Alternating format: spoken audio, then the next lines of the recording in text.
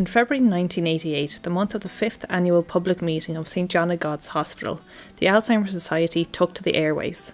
The guest speaker, Dr. Jonathan Miller, who was president of the UK Society at the time, appeared on the Late Late Show to speak about Alzheimer's disease. For a society concerned with public awareness of the condition, the opportunity to talk about it on such a popular TV show was an incredible achievement. In the following March, Ronan Smith joined the organisation's management committee. Ronan is now involved as the current chair of the Irish Dementia Working Group.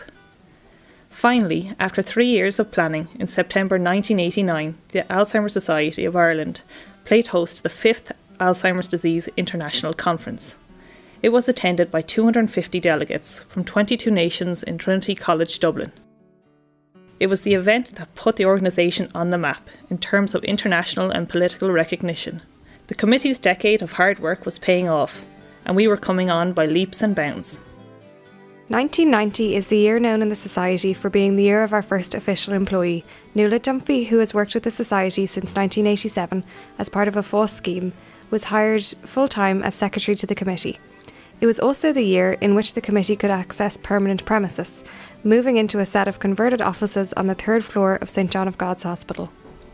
Winifred Bligh was appointed to the role of National Coordinator of Respite Care, a role she kept working in until her retirement in 1997, though she still continued to be active within the Society at branch and board level.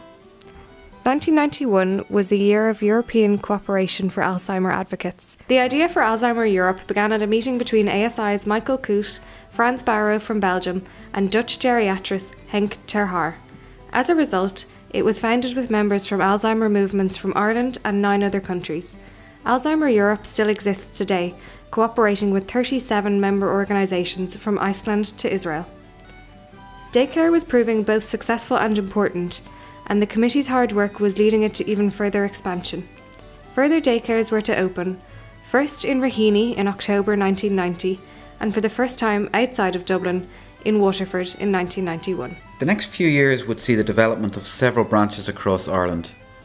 First Limerick in 1991, the North Louth and North Cork branches in 1992, the Donegal branch in 1993, and the King's Court branch in 1994, Kildare and West Waterford in 1999. Initially it was because my late husband was diagnosed with dementia, and at the time I never heard of the word. I couldn't spell it. There were no facilities in the country as far as I know. He lived for 8 years. He was a very easy patient, except he was a walker. So I lost a couple of stone in the 8 years. And that was in my reason for starting, because there were no facilities, absolutely nothing in Limerick or in the country that I was aware of. At that time, I was fortunate enough to be introduced to Winifred Bligh, who was the co-founder of the Alzheimer Society of Ireland with Imelda Gillespie. Work continued to promote the society and to develop crucial links with political circles. President Mary Robinson, who was to become the patron of the society, opened a daycare centre in Dunalley, County Sligo. A daycare centre in Tralee was opened by Taoiseach Dick Spring, and Merlin Park was opened by the Mayor of Galway. By May of 1998, we had information offices in Athy, Kildare, Enniscorthy, Wexford, Cork and 8 other locations. It was also a bittersweet year, as then CEO Norman Stewart announced he would be retiring after 9 years of dedication to the ASI. Maurice O'Connell was announced as his successor. The Alzheimer Society continued to lobby politically. In April, then Taoiseach Bertie Ahern opened the new Limerick City Daycare Centre. In June, Mary McAleese officially opened our 16th daycare centre in Mallow and announced her patronage of the Alzheimer Society. Crucially, it was also the year in which the Alzheimer Society received £1 million from the Department of Health to fund services in 2000.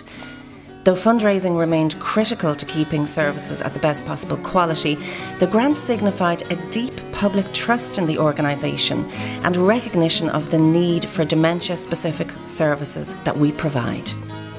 This was also the year of another sad loss, as Michael H. Coote, first president and early member of the ASI, passed away in October 1999, aged 86. A man who took up full-time work for the ASI 12 years after his retirement from his business life, his dedication to the Alzheimer Society will never be forgotten.